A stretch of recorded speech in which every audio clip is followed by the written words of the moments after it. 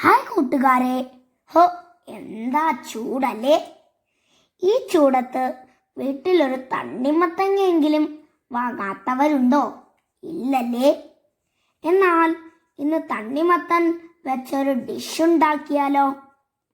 അതിനായി തണ്ണിമത്തൻ്റെ തോട് നന്നായി കഴുകി അതിൻ്റെ പുറം തൊലി കളഞ്ഞ് കുനുകുന അരിഞ്ഞെടുക്കുക. ദാ ഇങ്ങനെ തന്നെ.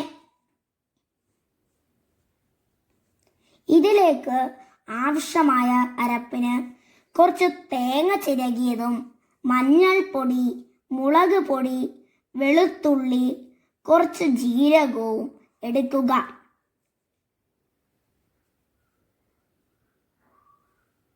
എന്നിട്ടോ അതിനുശേഷം ഗ്യാസ് ഓണാക്കി കഴുകി വൃത്തിയാക്കിയ പാത്രം അടുപ്പിൽ വയ്ക്കുക. അതിലേക്ക് സ്വൽപ്പം എണ്ണ ഒഴിക്കുക. എണ്ണ ചൂടാകുമ്പോഴേക്കും കടുകിട്ട് കൊടുക്കാൻ മറക്കല്ലേ. കടുക് കുട്ടൻ ചൂടൊക്കെ കൊണ്ടങ്ങനെ പൊട്ടട്ടെ.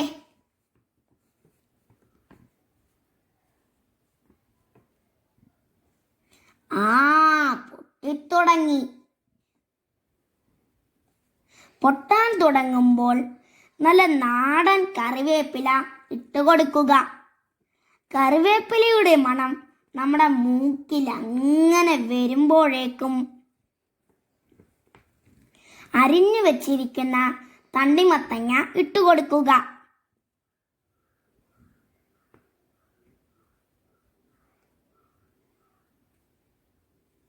അതിലേക്ക് ആവശ്യത്തിന് ഉപ്പും കൂടിയിട്ട് അങ്ങോട്ടും ഇങ്ങോട്ടും ഒന്ന് ഇളക്കി മൂടി വയ്ക്കുക.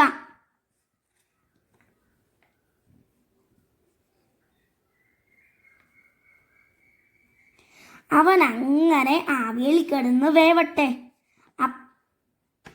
അപ്പോഴേക്കും നമുക്ക് അതിലേക്കുള്ള അരപ്പരയ്ക്കാം. ദാ അതും റെഡിയായി.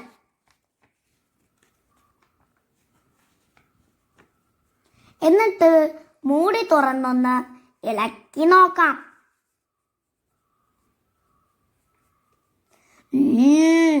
കുറച്ചും കൂടി വേവാനുണ്ട്. ഒന്നും കൂടി 2 മിനിറ്റ് അടച്ചു വെച്ച് വേവിക്കാം.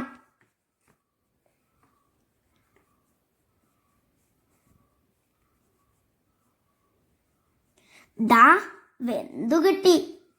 ഇനി അതിലേക്ക് നമ്മൾ അരച്ചു വച്ചിരിക്കുന്ന അരപ്പിട്ട് അച്ചളം പിച്ചളം അങ്ങിളക്കുക.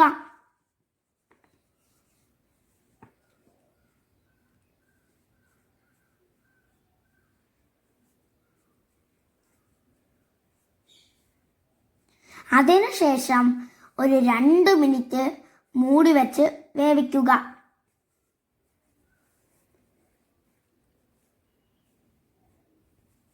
ഇപ്പോൾ നമ്മുടെ രുചിയേറു തണ്ണിമത്തൻ തോട് വെച്ചുള്ള കറി റെഡിയായിട്ടുണ്ട്. ഉപ്പ് ആവശ്യത്തിന് ഉണ്ടോ എന്ന് നോക്കണം കേട്ടോ.